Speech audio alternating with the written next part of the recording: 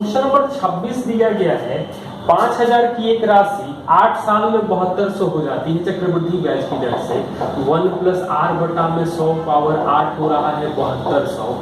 तो यहाँ तो 25 और ये 36 आ है, मतलब 1 प्लस आर बटा में 100 का पावर 4 करेंगे तो 6 बटा 5 आएगा। मतलब 4 साल में कह सकते हैं कि 1 बटा 5 ब्याज मिल रहा है। पूछ रहा है कि 6550 रुपए, हिंदी वाले में 6500 है, इंग्लिश वाले में 6550 है। 4 साल का चक्रवृद्धि ब्याज क्या होगा? तो 4 साल का जो सीआई मिलेगा हमें वो मिलेगा 6550 गुणे 1 बटा में 5 यानी 1310 रुपया मिलेगा। मतलब 6 बटा 5 मिश्रधन हो रहा है तो 1 बटा 5 ब्याज मिल जाएगा। क्वेश्चन नंबर 27 दिया गया है 5 अंकों की संख्या 5, 3, 8 XY 7, 3 और 11 से विभाज्य है तो x square plus y square क्या होगा?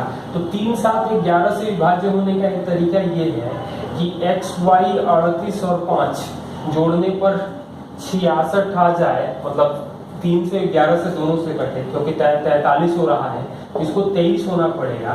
तो ये 4 आएगा, ये 9 यानी कि ये आ जाएगा में 13। 28 DI का देख सकते हैं आप लोग।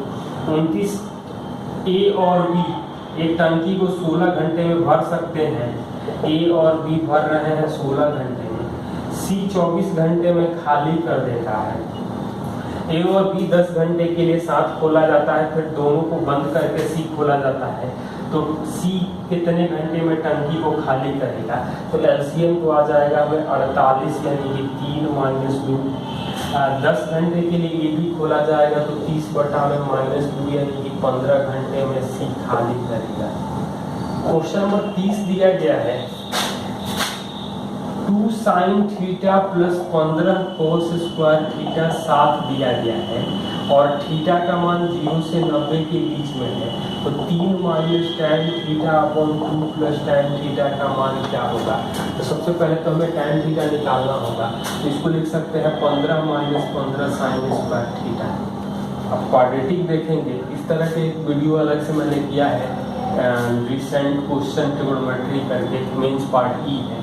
तो 15t square minus 2t minus 8 बराबर 0, मतलब साफ है कि 120 तो माइनस 12 प्लस 10 यानी कि 15 से भाग दे देंगे तो निगेटिव। तो यहाँ टी का जो मतलब साइन थीटा का जो मान आ जाएगा वो 4 बटा 5 आ जाएगा। तो टैन थीटा का जो मान आएगा 4 बटा में 3 आएगा तो 3 माइनस 4 बटा 3 और 2 प्लस 4 बटा 3 तो 9 में से 4 घटेगा 5 बटा में 3 और 6, 4, 10 बटा में 3 यानी कि 1 बटा 2 आ जाएगा। क्वेश्चन नंबर 31 DI का है, देख लीजिएगा। क्वेश्चन नंबर 32 दिया गया है ए काम का 1 बटा 3 भाग 5 दिन में करता है, मतलब ए पूरा काम करेगा 15 दिन में। बी 2 बटा 5 भाग 10 दिन में करता है, मतलब बी करेगा 25 दिन में। सी उसी काम का 75%, मतलब सी काम को 15 दिन में 75% यानी पूरा काम 20 दिन में कर रहा है। वे 6 दिन तक साथ काम करते हैं, शेष काम भी अकेले कितने दिन में पूरा करेगा? तो एलसीएम जो ले लेंगे वो आएगा 320 12 15 तो 32 15 47 गुणे 6 282, बाकी बचेगा 18। बी को करना है 12 यानी कि 1.5 दिन लगेगा बी को शेष काम करने में। क्वेश्चन नंबर 33 दिया गया है ए बी से 40% अधिक है तो 7-5 का रिसीव कर सकते हैं 100 140। बी सी से 60% कम है, बी सी से 60% कम है यानी कि 2 और 5 कर सकते हैं। सी डी से 60% अधिक है, डी से 60% अधिक है तो इसका मतलब ये आ जाएगा 8 और 5 का रेशियो आ जाएगा। तो कौन सा विकल्प सही है? तो 16 112 16 बचे 80 25 8 है 200 और 125 का रेशियो आ जाता है। तो कह रहा है कि बी जो है वो डी से 36% कम है। 36% यानी कि ये 16 और 25 का रेशियो, तो ये वाला ऑप्शन सही आ जाएगा 64 और 100। तो बी से 36% कम है। बाकी ऑप्शन भी आप लोग ट्राई करके देख सकते हैं। नंबर 34 दिया गया है, एक समलंब की समानांतर भुजाएं 21 और 51 है। तो ये 21 है, 51 है, अन्य दो भुजाएं प्रत्येक 39 है। तो इसका क्षेत्रफल क्या होगा? तो मतलब ये भी 39 करेंगे तो बचेगा 30, यानी कि ये 15, ये 39 है, मतलब कि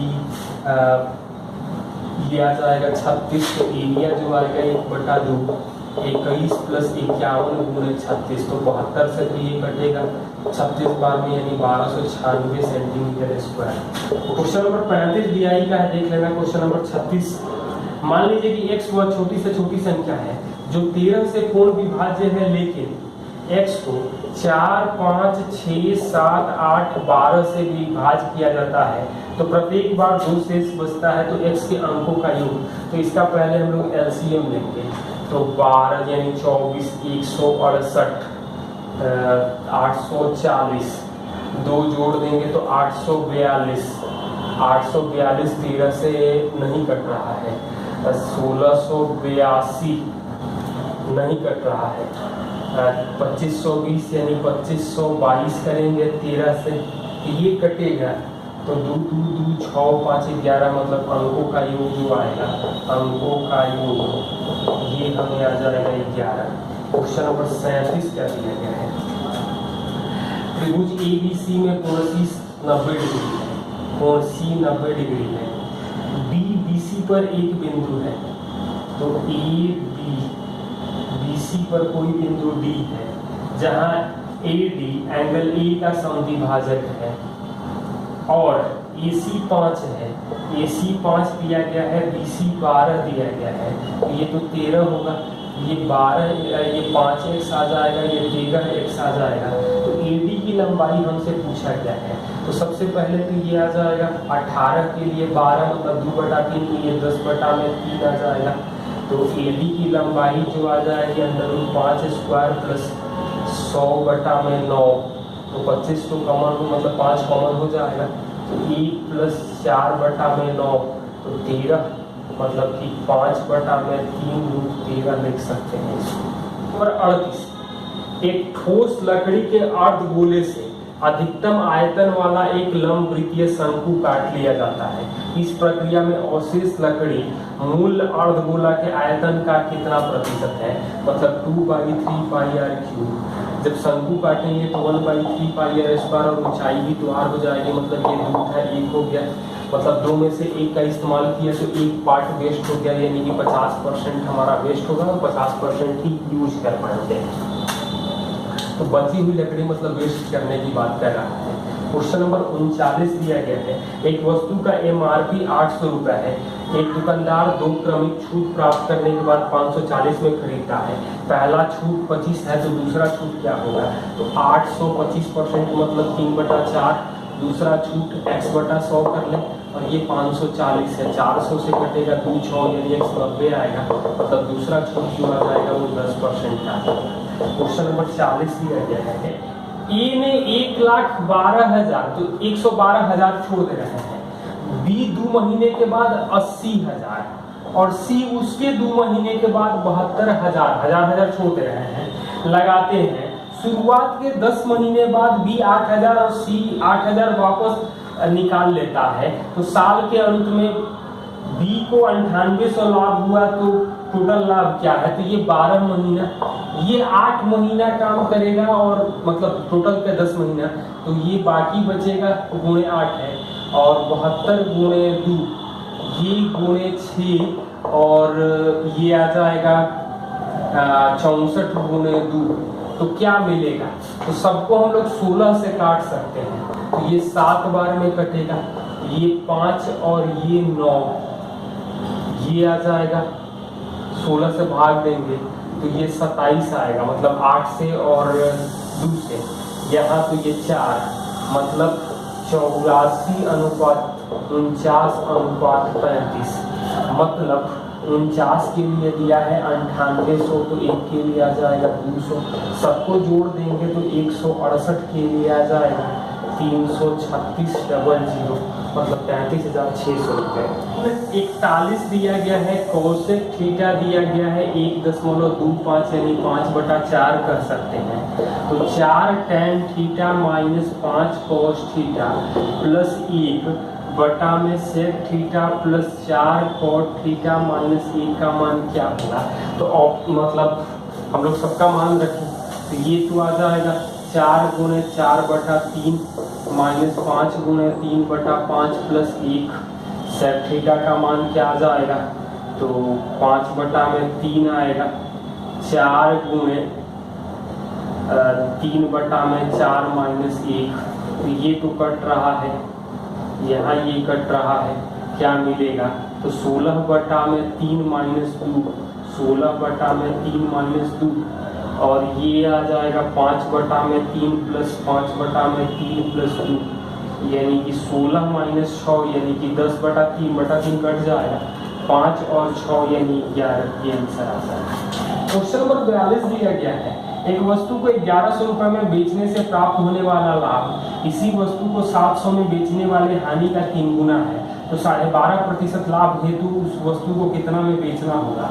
तो 700 में बेचने पर घाटा हो रहा है और 1100 में बेचने से लाभ हो रहा है, तो ये CP तो आ जाएगा हमें 803 एक 3 का रेशियो हो जाएगा, यानी HP 12.5% लाभ, तो 800 गुणे 9/8 करेंगे तो 900 रुपये आएगा।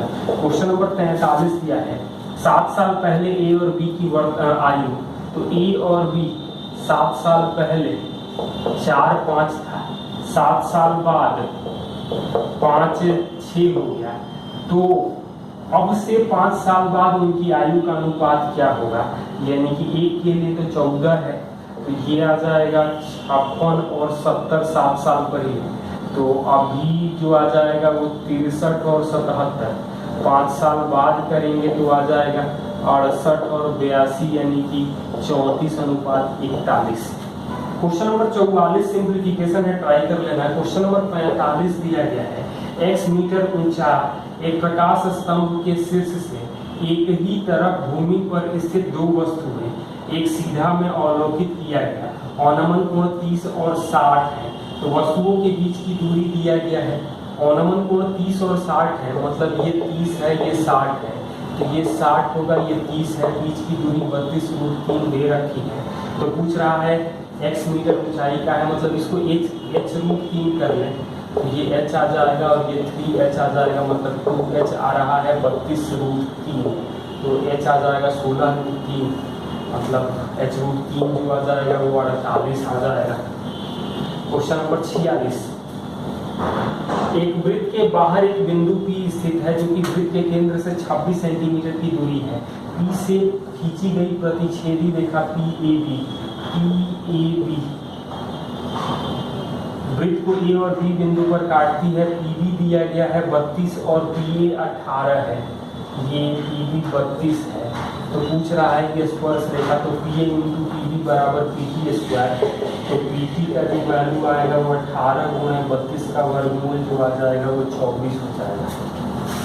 और वृत्त की त्रिज्या पूछा गया है, मतलब ये तो 26 दिया गया है दूरी, ये 24 है, यानी कि वृत्त की त्रिज्या जो आ जाएगा वो हमें 10 आ जाएगा। यह एक तरीका ये भी था कि इसको ही हम आगे बढ़ा देते, तो 26 प्लस R और 26 माइनस R जो आएगा वो 32 गुणे 18 आ जाएगा। यहाँ से भी R कैलकुलेट किया जा सकता है डायरेक्ट, कोई जरूरत नहीं है स्पर्श रेखा बनाने की।